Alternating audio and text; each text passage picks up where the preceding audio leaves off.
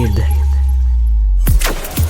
Cher public, nous vous invitons à prendre place confortablement et à fermer la sonnerie de votre téléphone cellulaire. En cas d'incident, veuillez repérer les sorties de secours les plus près de vous. Bon divertissement. 1, 2, 1, 2. OK, c'est bon, on peut y aller. Sophie Durocher. Elle met en scène les arts, la culture et la société. Une représentation pas comme les autres. Sophie Durocher.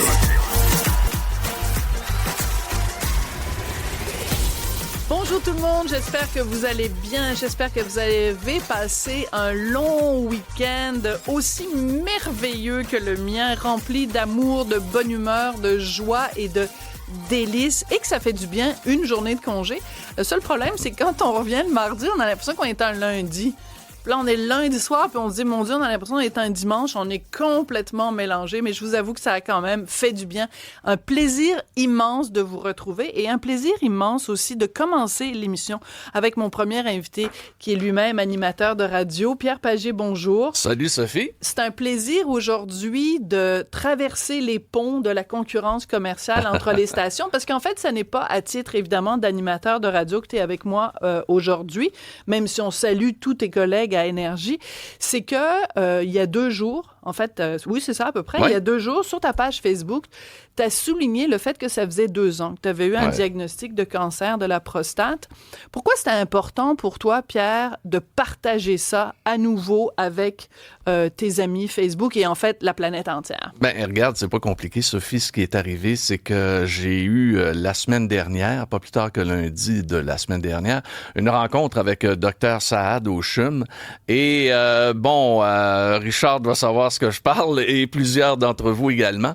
On a toujours un peu une épée de Damoclès au-dessus de la tête quand tu es testé au niveau sanguin régulièrement.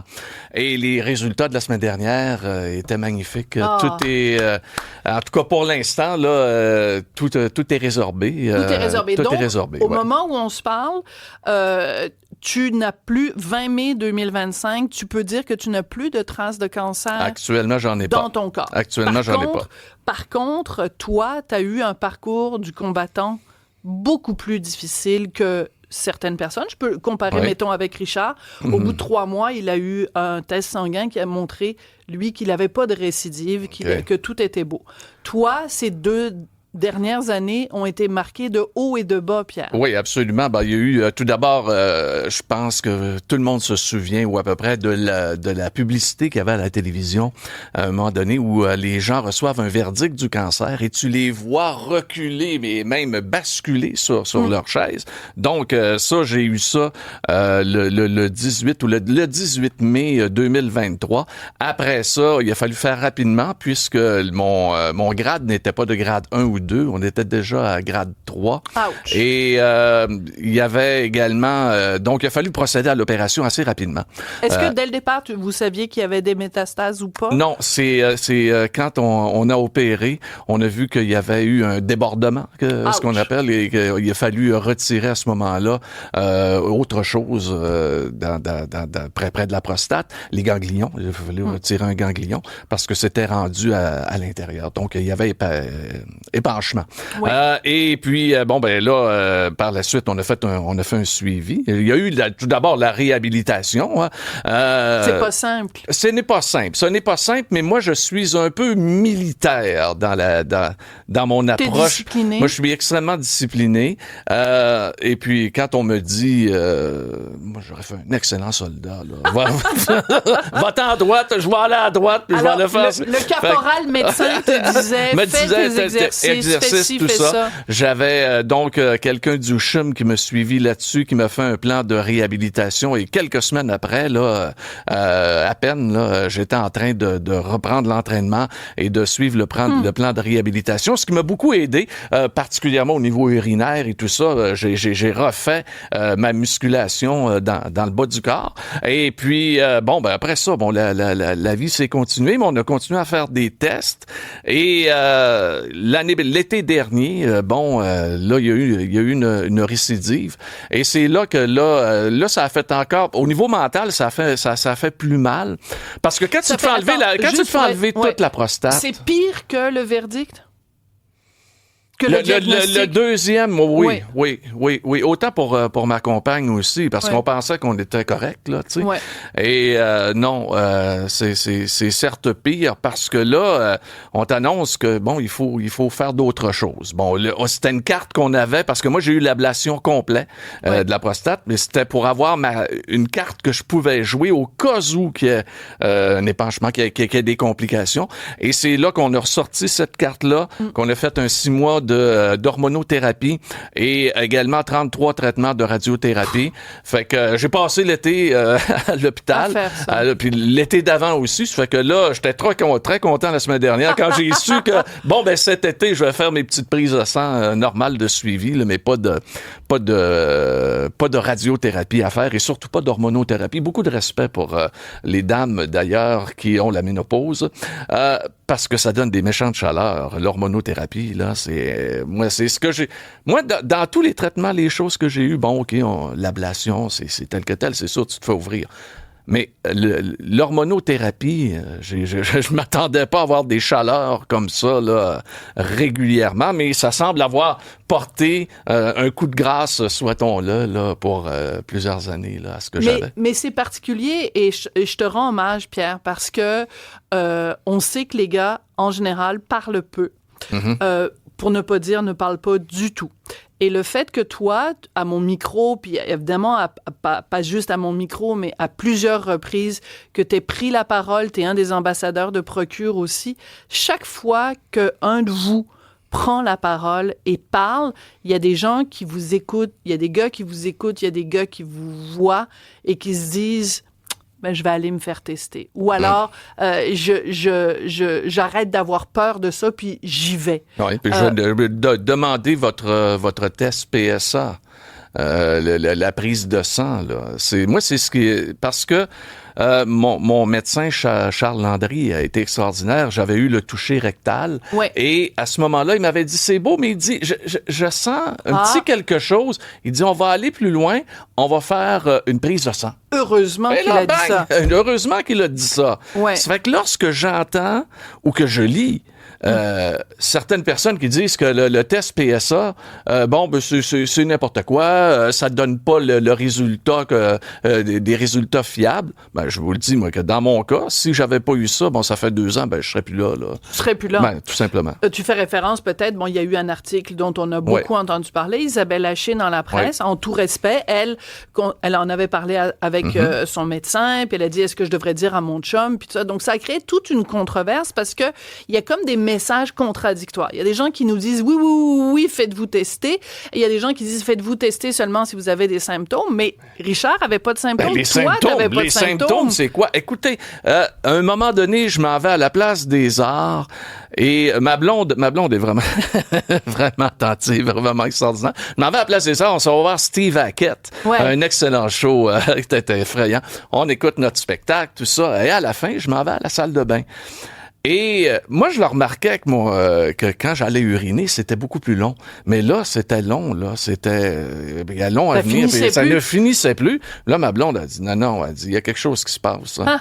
Puis elle dit, on va aller voir notre médecin. Puis à ce moment-là, bon, on sortait de la COVID, puis tout ça. Puis j'avais même plus mon médecin de famille. Il a fallu que je m'en trouve un autre, dont Dr Landry, tout ça, qui a été une bénédiction pour moi. Puis, le reste de l'histoire, on la connaît maintenant. J'ai eu mon test Mais PSA. bon, je pense que c'est important de parler de ces choses-là. C'est important. Première chose, vous en parlez avec votre médecin, puis c'est votre médecin qui est le spécialiste, puis qui va pouvoir vous dire est-ce que vous devriez passer le test ou pas. Mais depuis le début, Pierre, je remarque quelque chose, c'est que t'es souriant, puis tu fais des blagues, puis t'es dynamique, puis tout ça. Ça, c'est le beau côté de la médaille.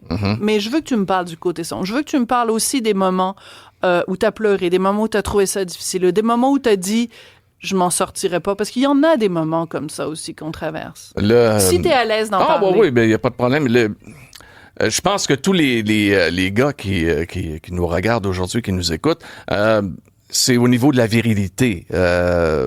Écoutez, moi, j'ai une ablation complète. Fait que c'est terminé pour moi. Donc, au début, t'es rébarbatif à ça, tu sais, la sexualité, tu veux la continuer, tout ça, mais tu te dis, bon, je suis rendu à tel âge, l'option, c'est ça. Si je prends une autre opération, ça se peut que oui, j'ai des érections, mais que ça ne soit pas assez pour la maladie que j'ai. Donc, tu fais le choix d'y aller.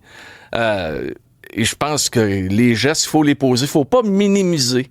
Faut pas y aller au « Ah, je veux garder ». Parce que moi, j'en entends beaucoup des gens qui me le disent. Parce que je leur dis, si vous avez... je dis, il y a des gens qui m'écrivent. Oui. Écoute, je dis, donne-moi ton numéro, je vais te rappeler. Okay? Hein? Ouais. Tu les appelles, Oui, je les appelle, oui, absolument. Tu prends le temps de les appeler. Oui. J'ai un monsieur Marc, là, je me souviens pas de son nom de famille, mais là, qui va subir l'opération, pas plus tard que cette semaine, qui m'a écrit en fin de semaine.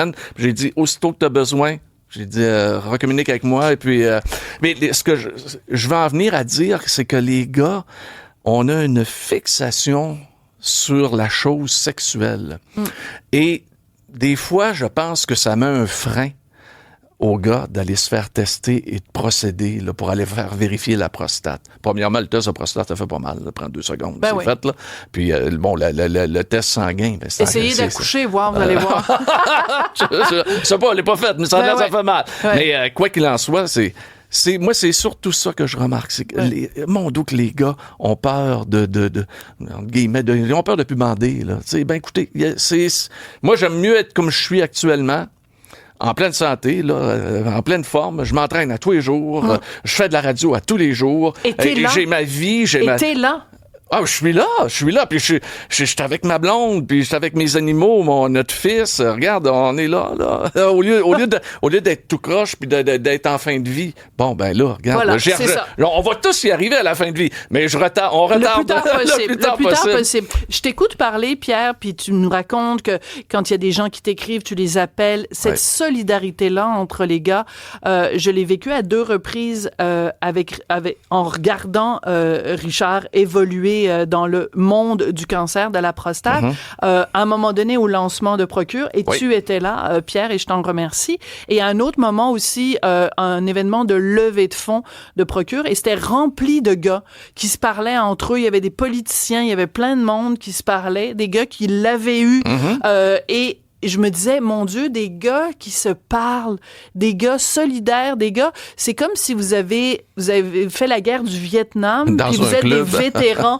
Non, mais vous êtes des vétérans du cancer. Je trouve ça tellement beau, cette solidarité-là. Ah, mais cette soirée-là était très particulière aussi. J'avais rencontré un ancien député, un ancien ministre qui était sur place. Son nom m'échappe aujourd'hui.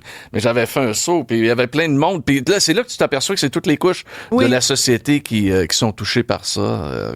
Mais une solidarité, oui, quand t'es dans la maladie, mais il la faut aussi. Ça prend du... Faut y aller, faut faire nos tests et tout ça. Et il faut en être conscient que ça arrive pas seulement aux autres. Hein? Moi, j'avais toujours pensé que, bon, j'allais m'en tirer, mais regarde, on a un passé familial. Mon cousin Jean Pagé, absolument. Mon père en avait eu, pas un gros comme moi, mais quand même, il a eu un cancer. Mes 2 sœurs ont eu le cancer du sein. Et regardez, j'étais entouré. J'ai 2 cousins aussi à Chicoutimi qui l'ont eu, le cancer de la prostate. Je l'ai su il y a quelque temps seulement. Fait que là, je m'aperçois que, OK, là, si on avait été un petit peu plus à l'écoute, si j'avais été un peu plus à l'écoute et tout ça, ben, j'aurais peut-être procédé plus vite. C'est important de rappeler, Jean Pagé, ton cousin. Et évidemment, on a appris au cours des dernières heures, des derniers jours, Joe Biden, ancien président des États-Unis. Et lui, c'est assez fulgurant. Donc, je pense que tous ensemble, on peut parler de ce cancer-là. On peut encourager les gars à aller, en tout cas, à en parler à leur médecin. Mais je veux te remercier personnellement parce que c'était vraiment pour moi un exemple de courage de parler aussi ouvertement avec le cœur aussi grand, ta générosité aussi envers tous les autres gars qui ont la même chose que toi. Merci beaucoup, Pierre, d'être venu nous en parler aujourd'hui. Merci beaucoup de l'invitation. Merci, très Pierre apprécié. Pagé. Merci, salut, Sophie. Pierre. Sophie Durocher. Un savoureux mélange artistique de culture et d'information. Mon prochain invité est un père endeuillé. Son fils, l'année dernière, son fils cycliste est mort, frappé par un véhicule agricole. Ça s'est passé dans la petite municipalité de Calixa-la-Vallée en Montérégie. Et maintenant qu'on tente de rendre hommage à ce fils disparu, la municipalité où ça s'est produit s'oppose à ce qu'on maintienne de façon permanente un vélo fantôme. Vous savez, les fameux vélos blancs qu'on met lorsque des cyclistes ont été frappés. Donc, ce père endeuillé à qui je vais parler à l'instant, c'est François Bertrand, que vous connaissez bien, figure bien connue dans le monde médiatique. François, qui est le papa de Justin Bertrand, mort l'année dernière. François, bonjour. Bonjour, merci de m'accueillir dans vos studios. Merci d'abord, François. Je vous l'ai dit tout à l'heure quand je vous ai accueilli, mes condoléances les plus sincères. Personne ne veut survivre à son enfant. C'est pas dans l'ordre des choses normales que notre enfant meurt avant nous. On va peut-être commencer.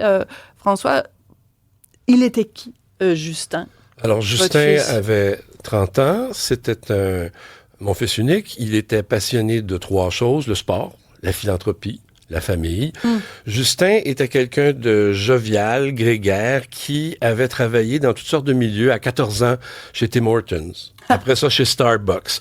Après ça, au Club des petits déjeuners. Après ça, dans une agence de publicité. Et finalement, à CHU Sainte-Justine. Et c'est là que la passion pour la philanthropie s'est concrétisée. Voilà. Alors là, on a avec nous une très, très belle photo de votre fils Justin. Avec Camille, ma belle-fille, puis mon petit-fils Édouard Charles. Alors, Édouard Charles, qui est maintenant orphelin, votre belle-fille qui est maintenant veuve, et vous, il n'y a pas de mots pour décrire, hein. Quand un enfant perd ses parents, on dit il est orphelin, mais quand un papa perd son fils, il n'y a pas de mots pour décrire ça. Oui, c'est bien dit. Le jour de la fête des pères, j'avais un questionnement. Est-ce que techniquement, je suis encore un père? Puis on m'a dit oui, techniquement, tu es encore un père parce que tu as été un père, puis c'est pas quelque chose que tu peux effacer une fois que tu as été un père. C'est pour toute la vie. Par contre, pour toute la vie, Justin ne sera pas là. Donc, l'année dernière, il est mort. Donc, c'est un véhicule agricole qui faisait un virage sur la route de... En tout cas, je me souviens plus du nom de la route, mais le chemin des Patriotes à Calixa-la-Vallée. Voilà, le chemin des Patriotes. Et là, donc, tout récemment, vous avez fait une cérémonie pour rendre hommage à Justin. Comment ça s'est passé, la cérémonie? C'était dimanche dernier. C'est une cérémonie qui a été organisée par un collectif qui s'appelle Vélo Fantôme, qui installe des vélos qui sont peints en blanc à la mémoire des cyclistes qui sont décédés dans une collision sur la route. Ils ont aussi des souliers blancs quand c'est un piéton. Et c'est un groupe qui fait ça totalement bénévolement. À ce jour, ils ont installé à peu près 38 vélos au Québec. Il y en a un sur la voie Camillien-Houde qu'on voit régulièrement. Et puis, c'est vraiment sur les lieux de l'accident. Et c'est un mémorial qui joue 2 rôles, c'est-à-dire rendre hommage à la personne qui est décédée, mais aussi agir pour prévenir les automobilistes et les cyclistes d'avoir un partage plus sécuritaire de la route. Ouais. Alors, on voit, mes collègues nous montrent cette photo du vélo blanc en disant le cycliste est décédé, Justin Bertrand. Puis là, il y a la date. Et il y a des photos de lui. Et je sais que beaucoup de gens au Québec, quand on croise un vélo blanc comme ça, on a le réflexe de ralentir. Donc, on a 2 réflexes. Premièrement, on a une pensée, évidemment, pour la personne qui est décédée et pour ses proches qui lui survivent, mais on ralentit. On prend conscience de, parfois, peut-être on va trop vite, on fait pas attention, on est distrait, on prend pas assez soin des cyclistes. C'est pour ça que c'est surprenant, François, parce que la municipalité de Calixa-la-Vallée a annoncé, il y a toute une controverse autour de ça en ce moment, que, bon, c'est bien beau, là, mettre un petit vélo, mais à un moment donné, on va l'enlever parce que on a autre chose à faire que d'avoir un vélo blanc sur la voie publique. Comment vous avez réagi quand vous avez su qu'à Calixa-la-Vallée, il n'y aurait plus ce vélo blanc à la mémoire de votre fils Justin? Ouais, c'est la position qu'ils ont prise en disant que ça avait été voté au conseil d'administration. Est-ce qu'ils vont faire une réflexion porteuse suite aux médias comme vous qui en ont parlé, aux gens sur Facebook qui ont été consternés par leur position? L'avenir nous le dira. Ils étaient pas contre l'idée qu'on fasse la cérémonie, c'est pour ça qu'on le fait. Mais je tiens à dire qu'aucun représentant municipal ne s'est présenté à la cérémonie. Moi, quand j'ai lu ça, mon cœur de mère s'est fendu en 4. Oui. Je peux pas imaginer, vous, le geste que ça représente, que la municipalité même n'envoie personne, même un échevin, personne, rien. Ça a dû vous blesser quand même? Je vais être honnête avec vous, les résidents, les citoyens de Calixa-la-Vallée sont venus, eux, très nombreux, oui, et ont été gentil, plein de compassion et puis plein de sympathie pour nous. Puis je vous dirais que ça a compensé pour le manque de présence des élus. D'accord. Mais si vous aviez en face de vous le maire de Calixa-la-Vallée, je rappelle que c'est une municipalité de 500 habitants. Oui. Donc, c'est quand même assez particulier que le conseil municipal se soit réuni et que ça heurte, 500 habitants qui a un vélo blanc. Si vous l'aviez en face de vous, le maire, vous lui diriez quoi, François? Ben, ils ont pris une position à l'effet qu'ils semblaient vouloir parler pour tout le monde, mais moi, il y a des résidents qui m'ont dit, je veux pas qu'on dise que moi j'ai dit ça parce que je partage pas cette position-là. Alors, je pense que ça pourrait faire l'objet d'un débat public sain à l'hôtel de ville, puis moi, je suis toujours pour les débats. Si j'avais le maire devant moi, ben, j'aurais probablement une discussion approfondie sur ses motivations. C'est quoi sa gêne? Pourquoi est-ce qu'il veut enlever ce vélo-là? Qu'est-ce qui le motive à vouloir le retirer ou le mettre ailleurs dans la ville? Moi, ils ont invoqué de pas heurter la sensibilité du chauffeur de tracteur à qui j'en veux pas. J'ai pas de colère, j'ai pas d'amertume, pas d'animosité. C'est une erreur. Il va vivre avec ça toute sa vie. On lui pardonne, il doit se pardonner lui, puis il doit trouver une certaine plénitude, puis une sérénité pour qu'il puisse finir sa vie, ce monsieur-là. Puis c'est troublant pour lui, pour nous et pour tout le monde. T'sais. Mais juste déplacer le vélo blanc, je pense que ça sera pas, c'est pas porteur, tu sais. Ça va le mettre ailleurs puis dire ici est décédé Justin Bertrand, ça sera plus vrai ce qui va être écrit. Non, ça sera plus vrai. Et moi, si je peux me permettre, François, quand j'ai lu ça, qu'un des problèmes soulevés par la municipalité, c'était on veut pas que ce monsieur-là qui est qui a une exploitation agricole, que chaque jour quand il emprunte le chemin, qu'il voit le vélo blanc, ben ça va lui rappeler. Je me suis dit, dans le fond, est-ce qu'on n'est pas en train de placer la sensibilité de la personne qui a frappé plutôt que la sensibilité des personnes qui ont été frappées? Beaucoup de gens ont dit exactement ce que vous venez de dire. Ça a été exactement ça. Ça me paraît une évidence et je comprends pas que cette évidence-là ne se soit pas rendue jusqu'au petit village de Calixa-la-Vallée. Oh, je vous dirais qu'il y a pas mal de citoyens qui... Oui, mais les têtes dominantes. Ah, vous voulez dire les têtes dominantes? Oui. Non, ils vont probablement faire une réflexion. Je pense que ce qu'ils ont dit à propos du chauffeur du tracteur était vrai, qu'effectivement, ils ne voulaient pas heurter la sensibilité de ce citoyen-là, mais qu'ils ont omis de dire que c'est aussi un geste politique pour pas être attaché à ça, parce que ça s'est passé devant l'hôtel de ville. Et ils veulent se distancer de ça. Mais ça, ils l'ont pas dit. OK. Alors donc, excusez-moi, François, je vais me permettre d'être ironique et je vous permets de ne pas embarquer dans mon cynisme et mon sarcasme. Mais alors, j'ai un message pour les cyclistes. La prochaine fois que vous avez envie de vous faire frapper, arrangez-vous pour vous faire frapper sur un rang. Tu sais, je suis pas le rang 22. S'il vous plaît, faites-vous pas frapper devant l'hôtel de ville, cette affaire. Parce que ça va faire de la peine aux maires. Non, mais c'est parce que je trouve que c'est un manque d'humanité. Je pense que quand on est un élu, que ce soit au municipal, au provincial, au fédéral, peu importe, quand on est un élu, on a pour tâche de représenter nos concitoyens, d'accord. Mais on fait partie de la société civile, et dans la société civile, on ne choisit pas là où on se fait frapper par un camion. Non. Je trouve que c'est un manque d'humanité. Moi, je vais le dire. Oui, c'est des choses qui arrivent. C'est triste, mais c'est humain en même temps. On voit ça souvent dans la vie, des gens qui vont avoir des réactions adverses alors que d'autres n'en auront pas. C'est difficile à expliquer. Je trouve que c'est la nature humaine qui est comme ça des fois. Comment vous faites, vous nous avez dit tout à l'heure, François, que le monsieur qui a fait ça, qui a causé cet accident, que vous lui pardonnez, que vous n'avez pas d'amertume envers lui. Comment on fait pour aller trouver ça dans notre cœur, de ne pas être fâché contre la personne qui nous a volé notre fils unique? Ça serait épouvantable que je sois fâché. Je me torturerais encore plus à être fâché contre cette personne-là. Je pense que la meilleure façon pour moi de faire la paix avec ça, c'est de pardonner aux autres. Parce que j'inverse la situation. Si c'est moi qui avais tué son gars, j'aurais aimé ça qu'il me pardonne. C'est aussi simple que ça. C'est juste une question de compassion.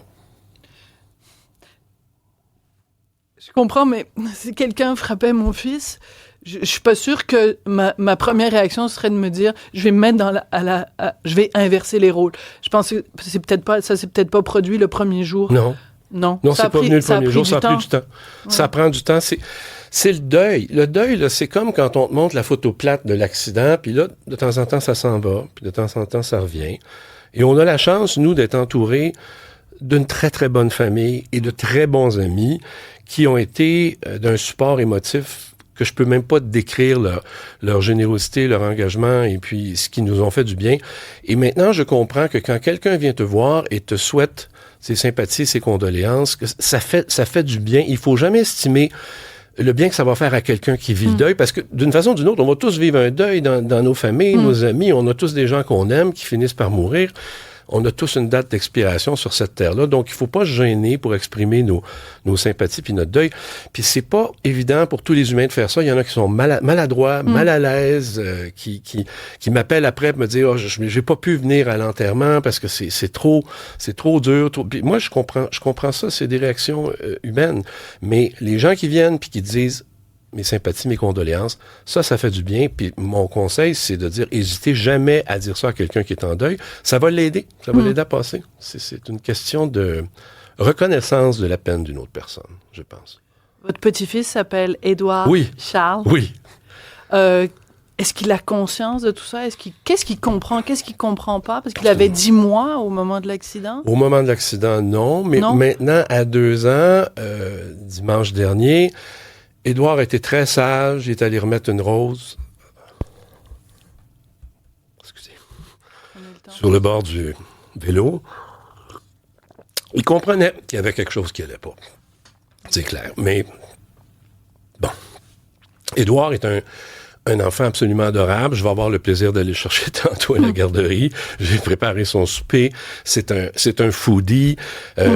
Il aime que je lui lise des histoires. Il a tous ses personnages. Il a une liste Spotify sur le téléphone de ma conjointe. Il choisit lui-même entre Hakuna Matata, le Roi Lion, et puis Baby Shark. On espère qu'il choisit plus souvent Hakuna Matata que l'autre, parce que ça nous rend fou. Puis de Grinch, puis toutes ces chansons-là qu'il adore. Alors, je connais bien ses habitudes. Et puis, Édouard, c'est vraiment avec mon épouse les deux amours de ma vie, c'est ça. Puis ma belle-fille aussi. C'est des gens très, très, très importants pour moi. Tu sais. Puis mon focus est là maintenant. Ouais. C'est ça. Faut que je prenne la relève. Faut que je m'occupe d'Édouard, puis je m'occupe de Camille et de Nathalie. C'est ça que je dois faire. Alors, à Édouard, à Nathalie, à Camille et à vous, j'offre mes plus sincères condoléances, François. Et vous avez dit tout à l'heure que dimanche dernier, Édouard est allé poser des fleurs à côté du vélo blanc. Ce vélo blanc, il est là où a eu lieu l'accident. Et moi, je pense qu'il faut qu'il reste là. Et j'espère que les gens de Calixa-la-Vallée, à qui je veux aucun mal, mais je pense qu'il faut simplement qu'ils s'ouvrent un petit peu le cœur, l'esprit et les oreilles. Oui, je pense que quand on dit... à Calixa-la-Vallée, il y a les élus, puis il y a les résidents, puis les résidents ont été très clairs à l'effet qu'ils devaient laisser le vélo là. On verra s'ils sont capables de faire une réflexion qui va être porteuse avec ce que les gens vont leur dire. Puis, tu sais, il y a un proverbe en québécois qui dit « Il y a juste les fous qui changent pas d'idée ». Alors, montrez-nous de quel bord vous êtes, monsieur le maire de Calixa-la-Vallée. François, merci d'avoir été là. Je sais que c'est pas facile, mais c'est important, je pense, pour la mémoire de Justin, Sophie. que vous soyez venu. C'est moi qui vous remercie, François. Merci beaucoup. Merci. Sophie Durocher. Un savoureux mélange artistique de culture et d'information. Isabelle Huot. Pour vivre plus longtemps, pour vivre mieux. En même temps, on se fait du bien. Ça n'a pas besoin d'être compliqué. Ça peut faire toute la différence. Elle a toujours été belle, mais là, elle est resplendissante, Isabelle. Qu'est-ce que tu mets dans tes céréales pour avoir belle de même? Pourtant, Jean-Philippe, il m'a dit que j'avais les cheveux en l'air, là, pour les gens qui nous écoutent à la télé. Il dit peut-être qu'il faudrait que tu replaces tes cheveux. C'est vrai. Tantôt que je suis comme ça. C'est vrai, t'as une petite mèche folle, mais est-ce qu'il y a eu un changement de couleur ou non? Ah, j'ai eu des mèches la semaine passée, c'est peut-être ça. Ben là, tu vois, c'est ça qu'il aurait dû dire, voilà. Jean-Philippe. Jean-Philippe, la prochaine fois que tu vois Isabelle, tu lui dis « Hey, c'est donc bien beau, tes mèches! » Oui, voilà. OK. Merci. Bon, Isabelle, trêve de plaisanterie, mais c'est tout à fait vrai et tout à fait sincère. Tu es absolument resplendissante. Tu m'as envoyé des statistiques qui m'ont un peu jeté à terre. En 2023, 14% des Québécois âgés de 18 ans et plus avaient reçu un diagnostic de trouble d'anxiété de la part d'un professionnel de la santé. Ça fait du monde à la messe qui est anxieux. Comment on peut, grâce à notre assiette, régler ou en tout cas aider ce problème-là? Ouais, en fait, j'ai pas trouvé de statistiques plus récentes, mais chez la femme, 19%. Donc, les femmes sont plus anxieuses que les hommes. Et oui, on peut aider à travers de saines habitudes de vie. Puis mon premier conseil, tu vas l'adorer, puis je te laisse le deviner. Prendre soin de son microbiote?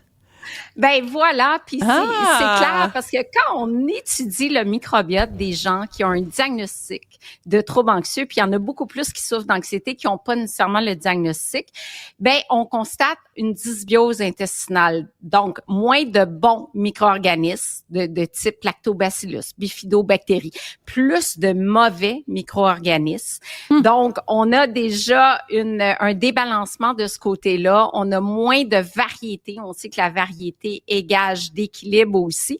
Et tout ça amène plein de changements.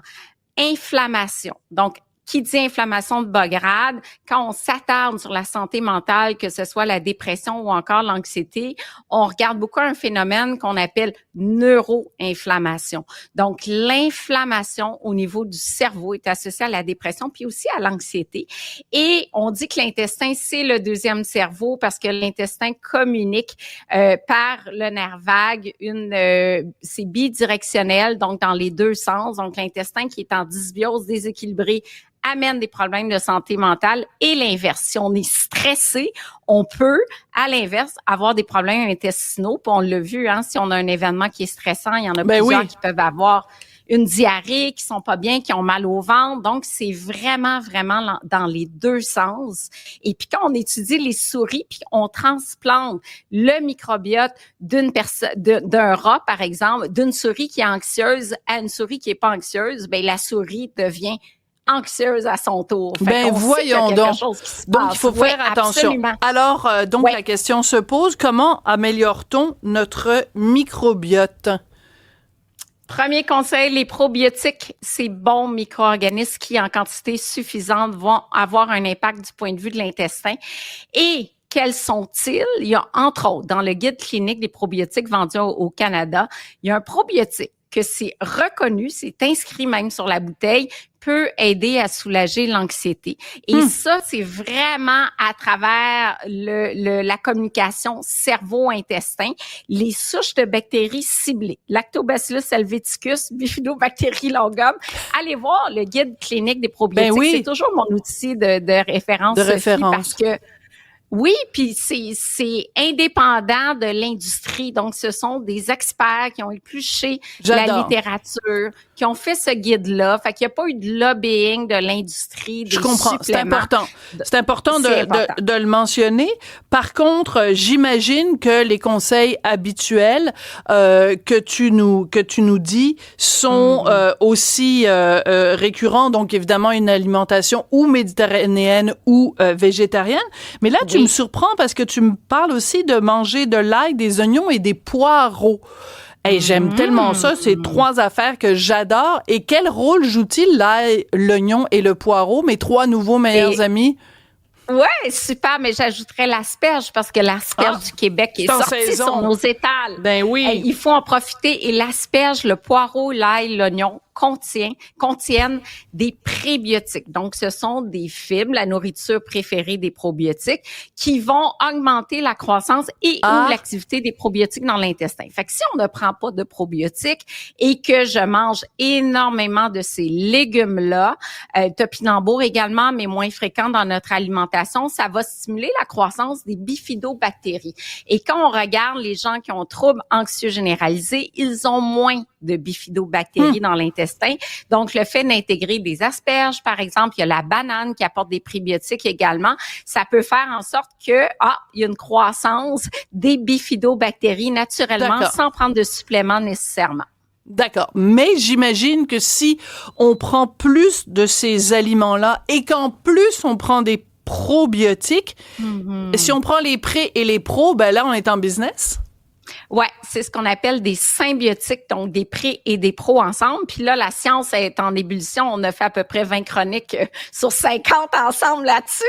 Juste dire que maintenant, on parle des postbiotiques. Donc, les postbiotiques, ce sont des produits qui sont pas nécessairement actifs comme les probiotiques, donc pas nécessairement vivants, mais qui ont eux aussi une action qui est super bénéfique dans l'intestin. Je pense aux acides gras à chaîne courte qui ont une action anti-inflammatoire. Puis quand on parle d'anxiété et de dépression, on veut réduire l'inflammation. Fait que les postbiotiques ont aussi leur rôle à jouer. Alors, écoute, on va manquer de temps, mais si tu veux, je vais y aller rapidement. Poisson gras au moins 2 fois par semaine. J'ai mangé un petit saumon hier soir, pas piqué des vers, avec des bok choy et du shiitake. C'est pas pire, ça? Et incroyable. Puis, des glucides complexes, rencontrer ses besoins en magnésium. Alors ça m'a intrigué. T'as mis, noix, légumes verts, mais les graines de citrouille. Donc, je te donne 1 minute pour me parler des graines de citrouille.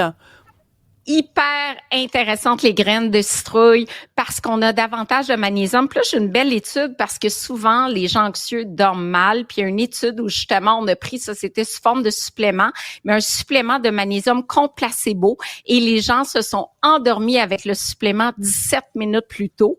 Et le sommeil a été prolongé également dans la matinée. Donc, oui, le supplément de magnésium peut aider, mais les aliments riches en magnésium, la graine de citrouille, par exemple. Absolument. Donc, petite salade de graines de citrouille avec du saumon, des asperges en entrée. Voilà. Un petit repas pour ce soir. Un petit mardi de retour. Exactement. Comme ça, on va bien dormir et être bien reposé. Merci beaucoup, mademoiselle Huot. Merci. Toujours un plaisir. Bye bye. Montréal pue, et ça pue partout, là, dans tous les quartiers. J'entends déjà les gens rire dans leur voiture. Tout le reste n'est que fumisterie. Donc, on veut un monde qui sent l'eau de Javel. Un monde blanc, sans défaut. Rémi Villemure. Alors, j'adore quand Rémi nous trouve des petites perles. Et là, tu nous en as trouvé une. C'est une université féministe d'été, même si l'été n'est pas arrivé. À l'UQAM, ils ont l'été très printanier. Tu sais, moi, je t'apprécie beaucoup, Sophie, mais ça m'a pris tout mon petit change pour ne pas être aujourd'hui à l'université féministe, parce que ça se passe en ce moment même. En ce moment même, là, quand je te dis en ce moment même, il y a même des colloques là, pendant qu'on se parle. Oui, mais toi, t'es une personne avec un pénis, donc je pense pas qu'il t'aurait laissé rentrer. Non, d'ailleurs, je regarde la liste de personnes, de conférencières qui sont invitées. Il n'y a pas beaucoup d'hommes. C'est correct. Attends, honnêtement. Ils appellent ça des personnes conférencières. Je sais, moi aussi, j'ai trouvé ça. Toi aussi, t'as tiqué là-dessus. Ouais. Alors, donc, le thème de cette université, c'est face à la montée de la droite, parce que tout le monde sait que la droite, évidemment, est omniprésente en ce moment partout. Mobilisation et agentivité féministe. C'est rempli de petites perles dans cette université d'été. Oui, et donc, c'est la 20e édition. Je pense qu'on a voulu frapper un coup de circuit. C'est réussi. Ils ont même droit à une promo comme ça gratuite à Cube. Ils auraient peut-être apprécié qu'on en parle la semaine dernière quand il y avait encore la possibilité de s'inscrire. C'est trop tard.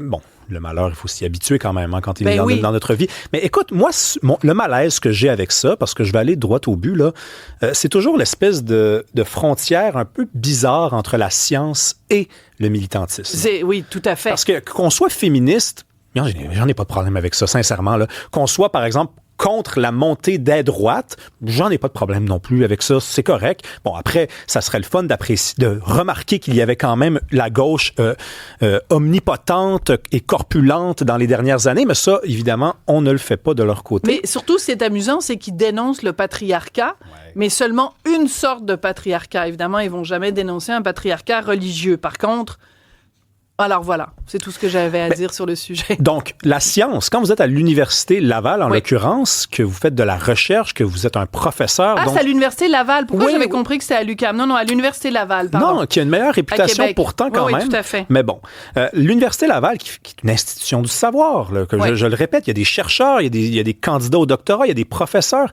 Pour moi, je trouve ça assez étrange qu'on prenne position de cette façon-là. On dit face à la montée des droites, ça s'appelle comme ça, mobilisation et agentivité féministe, comme si dans le fond, le devoir de la recherche, la fonction du professeur et du chercheur, c'était de se positionner contre un ennemi qui serait, en l'occurrence, la montée des droites. Voilà, c'est-à-dire que c'est un congrès de Québec solidaire, puis on dit il faut se mobiliser. D'accord, j'en suis. Mais dans une université, quand on appelle à la mobilisation, ça frôle en effet le militantisme. Moi, j'ai parcouru donc ça. Et j'ai trouvé beaucoup de... Alors, évidemment, les trucs habituels. Tisser des alliances féministes et des solidarités décoloniales. C'était ce matin, ça. Ah, c'était ce matin. J'ai manqué ça. Quel dommage. De toute façon, j'aurais pas eu le temps. Toutes les mots en phobie, transphobie, xénophobie, antiféminisme. Le mot oppression revient évidemment souvent. Mais j'en ai trouvé un quand même qui c'est de la peine de pas pouvoir y aller.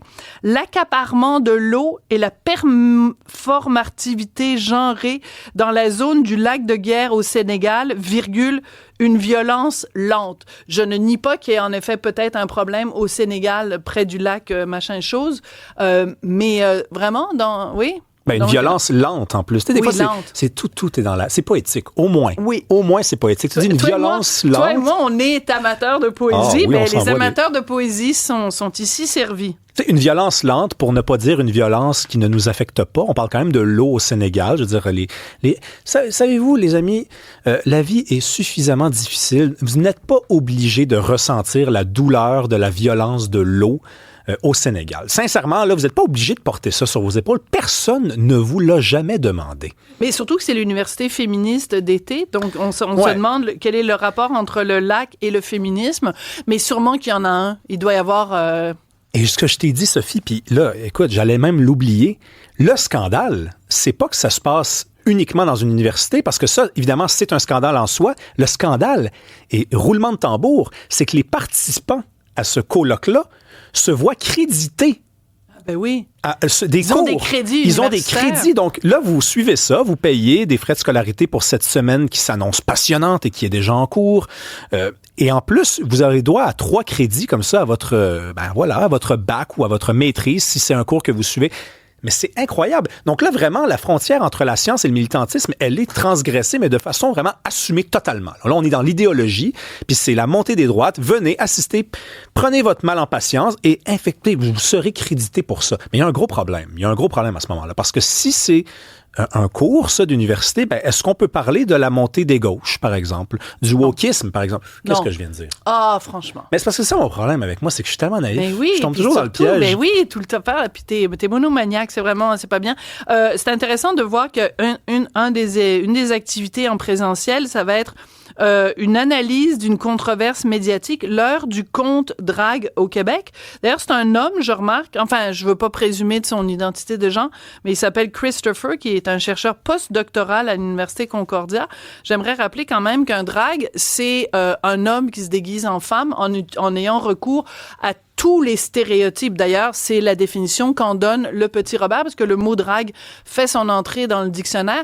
Donc, tu fais des études féministes et donc tu te questionnes, et ton questionnement par rapport à des hommes qui utilisent les pires stéréotypes des femmes, c'est de contester les gens qui contestent ça. C'est un peu étrange. C'est un peu étrange, c'est dense aussi, parce que regarde, tu as ici ta activité en présentiel, je pense que c'est demain, ça. Non, c'est en ce moment même, en fait, on a une tentative de normalisation de la haine, antiféminisme, transphobie, xénophobie dans les mouvances dites anti-genre. Ah, il y a du stock, là, quand même, là. Tu sais, on s'attaque pas à un seul problème, puis on consacre 1h30. C'est vraiment toute une cible qu'on essaye d'atteindre. Moi, je sais pas, je trouve que c'est pas reposant. C'est drôle qu'on fasse ça l'été. On ferait ça, moi, en plein automne, quand le monde a déjà un petit peu de problème, là, comme ça. Tu mets ça dans le moulin, comme ça me passe mieux. Là, le soleil revient. C'est pas une bonne journée, en réalité, pour dire ça, mais quand même, on sent que ça s'en vient. Puis là, tu t'envoies de la haine. L'antiféminisme, transphobie, xénophobie dans les mouvances dites anti-genre, parole et visibilité publique en tout contexte hostile. Moi, je me pose la question. Si quelqu'un assiste à cette université d'été du début jusqu'à la fin et prend un verre de shooter à chaque fois qu'on nomme un vilain chroniqueur de droite de Québécois, est-ce que cette personne, ça va prendre combien de jours pour que cette personne-là soit complètement paf? Je sais pas, mais je sais que dans des soirées comme ça, pour avoir déjà reçu un grand nombre d'invitations de mes associations facultaires à l'UQAM, il y a toujours des gardiens là, qui s'occupent de s'assurer que... Écoute, soyons sérieux, Les gardiens Sophie. de quoi? Dis-le, là, Ben, c'est les gardiens de la... du breuvage, là, un truc de même. Là. J'ai oublié... Gardiens du breuvage! J'ai oublié le nom. Je pense que c'est comme passer dans ma corbeille. C'est un automatisme. Non, soyons sérieux. T'sais, je pense que critiquer le wokisme, rire du wokisme, c'est quand même une posture qui commence à, je dirais, prendre de l'âge. Ça fait déjà des années qu'on fait ça. On commence peut-être un petit peu à tourner en rond, mais il nous donne beaucoup de raisons de retourner dans ce pattern-là. Oui. Et le problème ici, je tiens à être clair, c'est que c'est crédité dans une université. On n'en parlerait pas. Tu me dirais, si c'est un programme d'un colloque de QS, ça serait pas un sujet. Ça, il n'y en aurait même pas de chronique. Mais c'est drôle que tu dis ça parce que moi, c'est ça, le 1er mai, j'avais écrit aussi dans le Journal de Montréal, Journal de Québec, un texte sur un colloque qui, lui, se passait à l'UQAM et c'était le colloque Corporéité queer dans l'imaginaire contemporain, le corps queer comme arène des ontologies possible. Et il y avait même, à un moment donné, une présentation des corporéités travesties informées par un défilé de mode brésilien, réflexion pour une contre-perception queer. Si vous arrivez à comprendre quelque chose là-dedans, faites-nous signe, écrivez-nous à sophie@cube.radio. Pourquoi ne suis-je jamais autour de toi quand tu as des si bonnes idées? J'aurais pu réserver une place, j'aurais pu y aller, participer à ça, et je suis encore arrivé en retard. Il a fallu que je reste chez nous puis que je nettoie mon micro-ondes. Faut dire que c'était plus agréable. À nettoyer ton micro-ondes? Que d'aller là. Tu sais ce que tu fais pour nettoyer ton micro-ondes? Tu prends un petit bol d'eau, tu mets une rondelle de citron, puis tu mets ça dans ton micro-ondes et rien d'autre. Puis là, t'appuies comme 3 minutes. Ça va tout éclabousser le petit citron dans ton micro-ondes. Ça va le nettoyer. Pour d'autres bons conseils, merci, continuez Sophie. à écouter Cube Radio plutôt que de suivre des colloques un peu étranges. Merci à tout le monde. À demain. Cube.